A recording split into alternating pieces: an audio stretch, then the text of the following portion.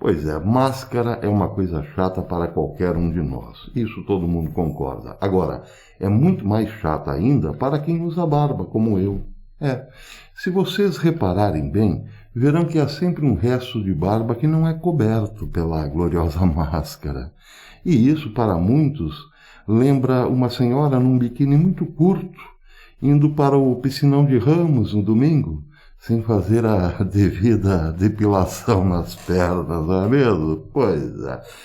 Se você quer saber por que eu estou usando máscara, veja o vídeo de ontem, eu explico tudo, tintim por tintim, bem no comecinho do vídeo. Vá lá, veja o vídeo, entenda por que da máscara e deixe o seu like. Depois volte para cá para ver esse interessante vídeo de hoje.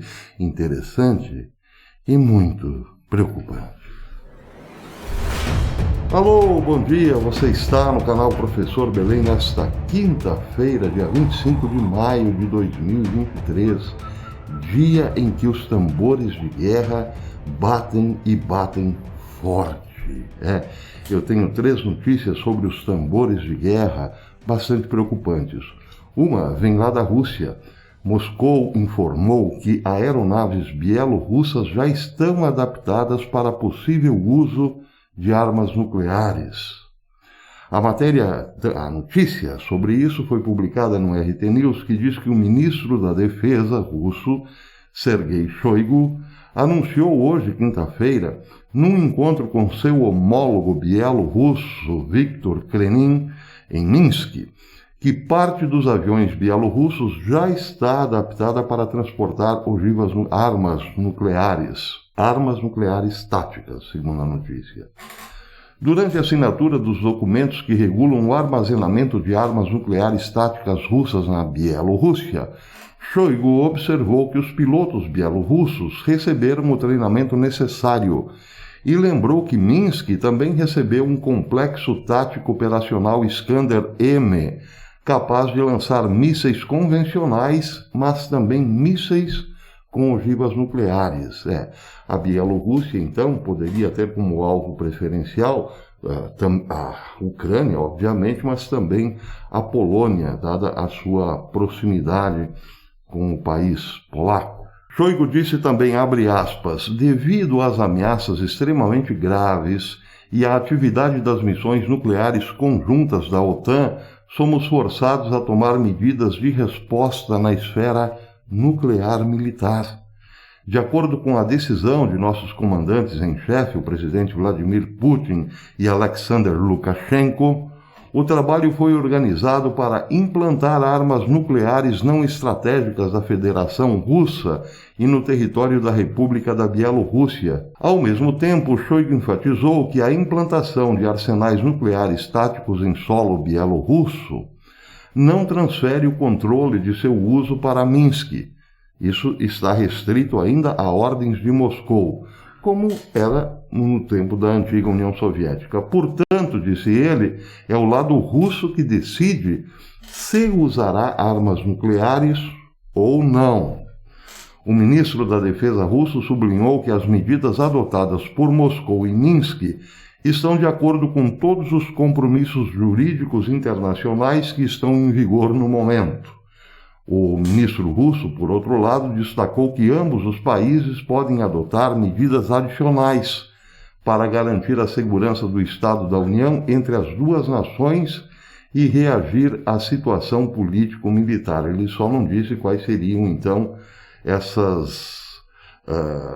uso de medidas, ou quais seriam essas medidas adicionais. Porque quando se fala em uso de armas nucleares, parece que já se chegou no limite de todas as possibilidades, já que não se tem notícia de uma arma ainda mais destrutiva que a nuclear. Então está aí, o primeiro tambor de guerra hoje é um forte alerta para a OTAN. Nós vamos usar sim armas nucleares, é isso que os russos estão dizendo. Por enquanto, parece, é apenas um alerta, apenas uma demonstração de músculo com a intenção de persuadir os adversários, os inimigos. Mas, como tudo indica que a OTAN também não recuará no seu ímpeto de derrotar a Rússia, Parece que esse limite, mais cedo ou mais tarde, acabará sendo usado. Pobre humanidade, por enquanto são só tambores de guerra. Mas atenção, os tambores estão soando cada dia mais fortes, não é mesmo? Pois é. Outra notícia bastante preocupante nessa mesma direção. Observem este template. Bem, o template diz respeito a uma notícia inquietante que vem do Irã, também publicada na RT News, que diz o seguinte: Irã apresentou o seu novo míssil balístico com alcance de 2.000 quilômetros. O Irã apresentou hoje, quinta-feira, seu novo míssil balístico Khorramshahr, também apelidado de Kyber, que é a versão mais moderna da família desses foguetes Khorramshahr. O lançamento do míssil, projetado pela Organização das Indústrias Aeroespaciais do Irã, foi realizado na presença do ministro da Defesa do país, Mohammad Reza Ashtiani, informou a agência de notícias IRNA. O Kyber, disse o Irã, tem capacidade de 2.000 quilômetros e está equipado com uma ogiva de 1.500 quilos, a ogiva mais pesada entre os mísseis do país, segundo a agência TASSM. Suas características incluem um sistema de orientação e controle na fase de voo médio, que, juntamente com outras características, permite que o projétil seja guiado pela força da atmosfera terrestre. Isso, por sua vez, garante que o Khorramshahr 4 seja completamente imune a ataques de guerra eletrônica, observou a IRNA. Da mesma forma, seu motor está localizado no tanque de combustível líquido, reduzindo assim o comprimento do foguete para cerca de 13 metros, detalhou outra agência, a agência MER.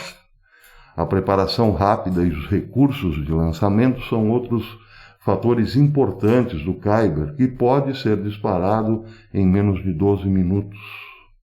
A cerimônia de apresentação comemorou o aniversário da libertação da cidade iraniana de Khorramshahr, em 24 de maio de 1982, das forças iraquianas durante a guerra entre os dois países, entre Irã e Iraque. Muito bem. Então, esse foi o segundo ponto aqui preocupante, o segundo tambor a ser tocado. Quem deve estar comemorando este lançamento deve ser, claro, Barack Hussein Obama, ex-presidente dos Estados Unidos e atual presidente dos Estados Unidos. Pois é, Barack Obama foi quem abriu as portas do Irã para que o Irã desenvolvesse uma capacidade nuclear que assusta, evidentemente, todo o Oriente Médio, mas também implementasse uma modernização na sua indústria bélica. E hoje o Irã, acreditem, é capaz, sim, com seus próprios equipamentos, de destruir porta-aviões que circulam eventualmente no Golfo, mas também apresentar mísseis mais ou menos aos moldes da Coreia do Norte para assustar todo o Oriente Médio. Por falar em Coreia do Norte, o Irã, depois que Barack Hussein Obama chegou ao poder, pôde negociar quase que livremente com a indústria bélica da Coreia do Norte, que, por sinal, é bastante evoluída em termos de armas de destruição em massa. Preocupação para Israel, evidentemente, porque o alvo preferencial do Irã, todo mundo sabe disso, é Israel. E, nesse caso, se um míssil com capacidade de voo de 2.000 quilômetros puder levar uma ogiva nuclear, é claro que Israel está, ele também, com as barbas de molho nesse momento. A guerra será intensa se, uma vez que o Irã acione um míssil com capacidade de atingir Israel, evidentemente que Israel responderá de forma tão ou mais pesada. Esse foi só o segundo tambor de guerra.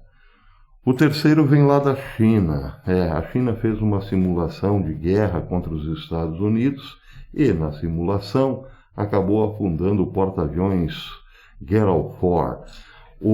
A notícia foi dada no Journal of Test and Measurement Technology, que é publicado em chinês, que disse que mostrou uma simulação de jogos de guerra realizados por uma equipe de planejamento militar da China.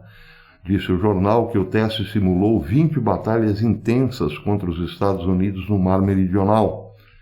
No total, as forças chinesas afundaram uma frota de porta-aviões, ou a frota de porta-aviões, o porta-avião Gerald Ford, com uma saraivada de 24 mísseis hipersônicos antinavios.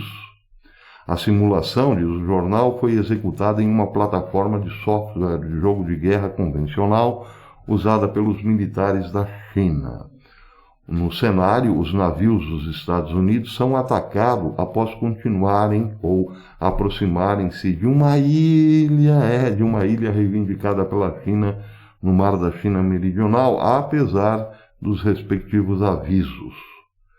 Os militares pesquisadores, liderados por Cao Hong-song, da North University of China, disseram que quase todos os navios de superfície dos Estados Unidos foram destruídos pelo ataque e acabaram afundando na simulação.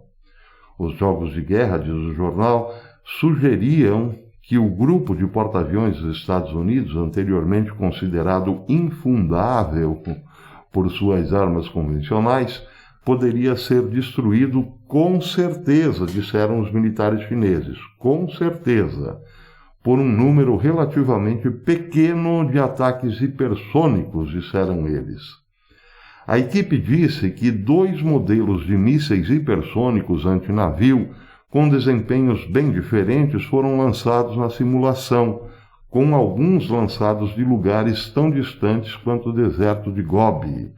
As Forças Armadas chinesas demonstraram destreza incomum em sua sofisticada estratégia de lançamento, disse o jornal, que consistia em um ataque intencionalmente complexo de 3 ondas, destinado a enganar e superar os formidáveis sistemas de defesa do grupo de porta-aviões dos Estados Unidos. O jornal termina dizendo que os planejadores militares usam simulações de jogos de guerra sofisticados para avaliar vários cenários e desenvolver estratégias, porém com alguma moderação, pois os especialistas militares chineses alertam que o desempenho real desses mísseis pode diferir do previsto pelas simulações, devido ao terreno, ao clima e outros fatores imprevisíveis do mundo real. Bem, então é claro que você deve estar considerando isso apenas uma propaganda para dissuasão, não é mesmo? Sim, isso é possível, claro, é possível entendermos que se trata aqui apenas de uma propaganda. Olha, nós temos capacidade aí, segundo o nosso joguinho aqui, é possível sim destruí-los. Só que não fica nisso. Porque é bom lembrar o seguinte, o sistema de simulação chinesa tem sido empregado desde o começo dos anos 2000 com muita eficiência, pelo menos, ou principalmente, na área de engenharia civil e engenharia militar. É bom lembrar que a China foi praticamente toda reconstruída nesse período, com obras faraônicas, por assim dizer, como, por exemplo, dutos que levam água de uma região da China, a região sul, por exemplo, para a região norte, que é mais seca. E tudo isso foi antes feito em simuladores. Quer dizer, a China não perdeu tempo, seus simuladores são hoje sim muito eficientes. Tudo que foi feito na China em termos de engenharia surpreende o mundo. E tudo, volto a lembrar, começa numa simulação. Então é bom ficar um pouco esperto, isso para os militares norte-americanos, porque essas simulações não são meras propagandas, não. A China tem hoje um poder que não pode ser desprezado.